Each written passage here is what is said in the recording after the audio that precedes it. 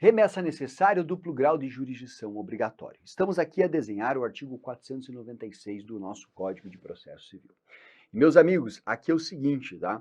Você tem que entender qual é o objetivo desta remessa necessária. Por quê, pessoal? Pelo seguinte, quando sai a sentença ela é voltada para produzir efeitos, né?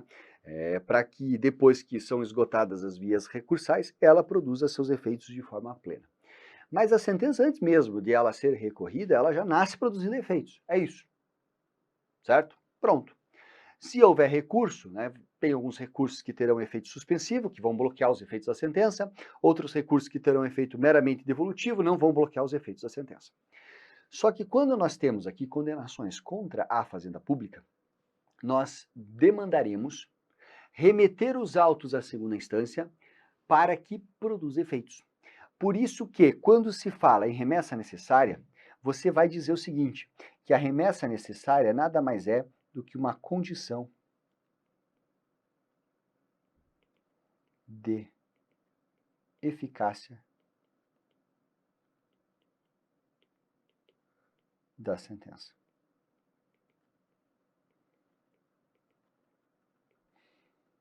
Certo? Ou seja, você terá uma condição para que aquela sentença possa produzir efeitos. Você vai dizer para esse professor, mas por que disso? Isso por uma razão muito simples, pessoal. Porque os bens públicos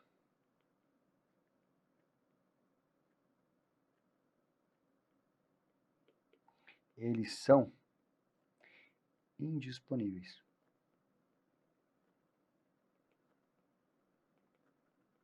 Certo?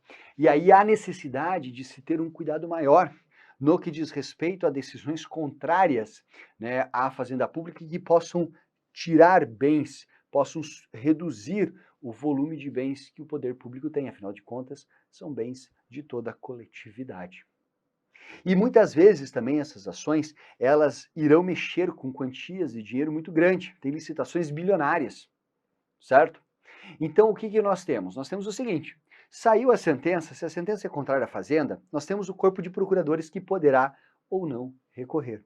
Poderá ou não recorrer por quê? Porque ele, procurador, ele tem autonomia, tem independência funcional, né? Se fala em autonomia funcional. Ele pode tomar a decisão de olhar para o caso e, ó, não vale a pena recorrer, ele não é obrigado a recorrer. Certo? Perfeito. Só que, pasmem, muitas vezes nós podemos ter um juiz, um único juiz, não quero desmerecer a qualidade do seu trabalho, mas um único juiz tomando uma decisão que impacta bilhões. E aí um único procurador que pode deixar de recorrer e aceitar essa decisão que impacte bilhões aos cofres públicos. Então, até por uma questão de segurança,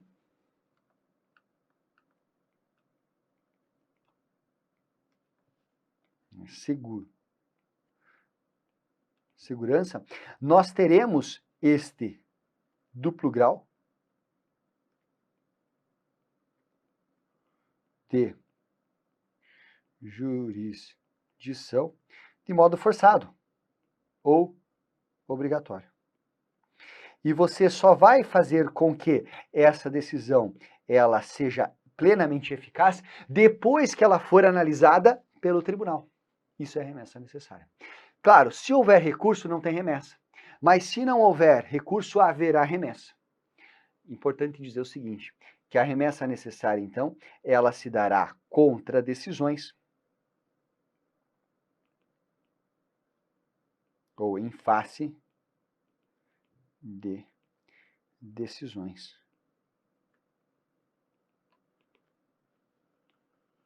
contra a Fazenda.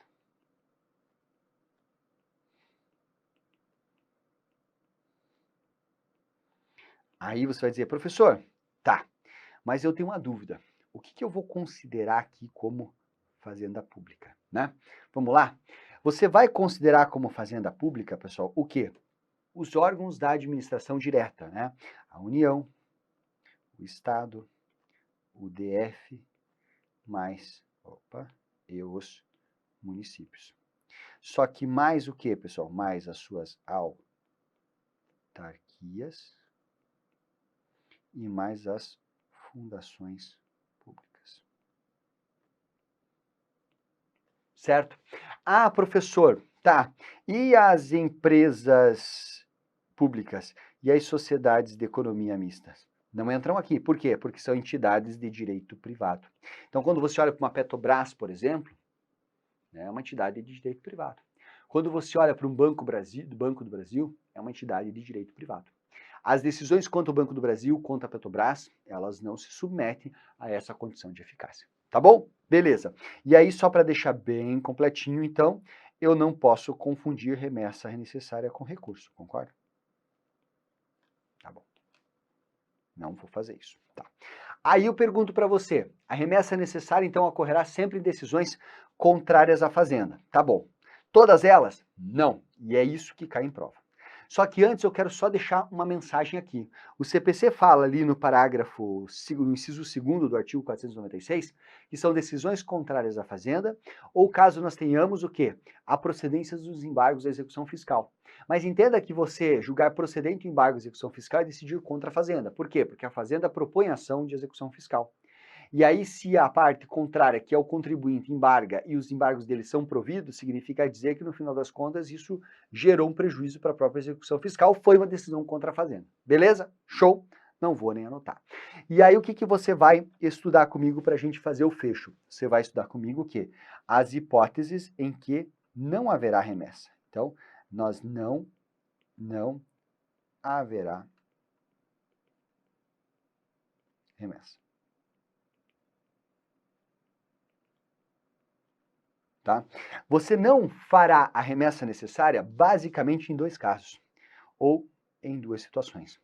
Você não vai fazer a remessa necessária em razão do volume da condenação, ou, eu vou colocar mais abaixo aqui, se eventualmente, deixa eu fazer uma setinha mais bonitinha, aí ficou melhor, ou em razão do quê? Ou em razão de um entendimento vinculado.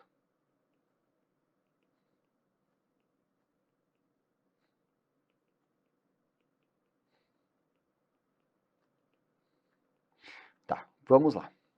Ou em razão do valor da condenação, ou em razão do entendimento vinculado. O que acontece, pessoal? Nós temos aqui alguns valores, eu vou olhar antes para a primeira hipótese, que se forem inferiores a essas faixas, não precisa ter remessa necessária. Significa dizer o seguinte, que se não houver recurso da Procuradoria, vai transitar em julgado e vai produzir seus efeitos plenos, certo? Quais são esses valores? Depende do ente. Então, basicamente é o seguinte, você vai ter que olhar para verificar se o ente se é a União, você vai ter que olhar para ver se o ente é o Estado, o DF ou um município, né, um município de capital, né, porque vamos lá, pode ser um município, mas não de capital, então vamos supor aqui Cascavel, no interior do Paraná, não é município capital, Curitiba é um município de capital do Paraná, perfeito.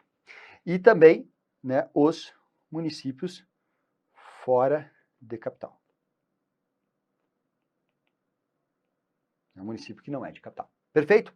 Claro, em todos eles vale para a entidade da administração direta, mas também vale para quem? Vale também para as outras entidades. Então, mais entidades, ou seja, autarquias e fundações públicas da União. Autarquias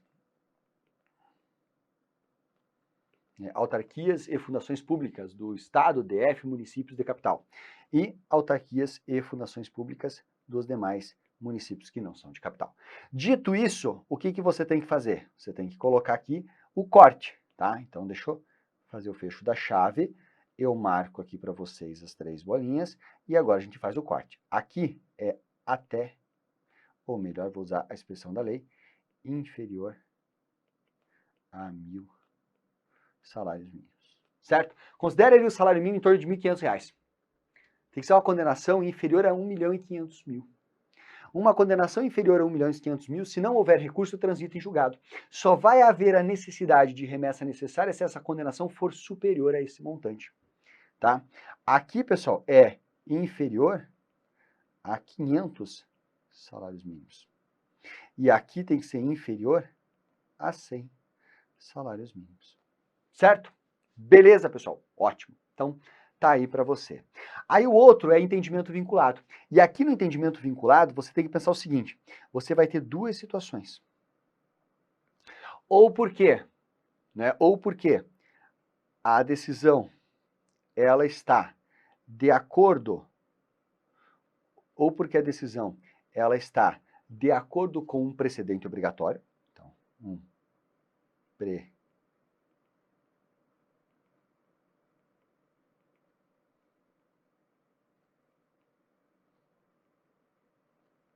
tá? Aí você vai dizer, professor, que precedentes obrigatórios? Gente, você vai pensar no quê? Você vai pensar em súmula do STJ, do STF ou do tribunal ao qual está vinculado o juízo, tá? Você vai pensar em IRE ou RESP repetitivo. Você vai pensar em incidente de assunção de competência ou IRDR, certo? São aqui os precedentes obrigatórios, tá? Perfeito.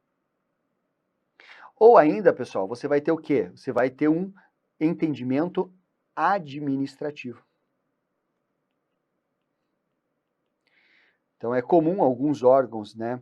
Por exemplo, aqui alguns órgãos de procuradoria, terem pareceres, terem súmulas administrativas, é o que acontece, por exemplo, com a AGU. A AGU tem entendimentos e súmulas, pareceres e súmulas administrativas. Se a decisão estiver conforme esse entendimento, desse parecer ou dessa súmula administrativa, não haverá remessa necessária. Então, só vou colocar aqui, ó, que pode ser uma súmula ou um parecer. E enquanto eu me escondo da tela aqui para você poder fazer as suas anotações, tá? Súmula ou parecer, o que é importante que você entenda? Então, é o seguinte, que aqui, nesses entendimentos vinculados, não importa o valor. Se o valor for altíssimo, né, de 2.000 salários mínimos, beleza, ainda assim não haverá remessa necessária. Perfeito? E olha que legal, fica um esquema, portanto, bem completo aí para vocês sobre essa temática. Ok, pessoal? Tá? Revisando para fazer o fecho, né? Revisando para fazer o fecho, né? A remessa necessária é o quê? Uma condição de eficácia da sentença, tá?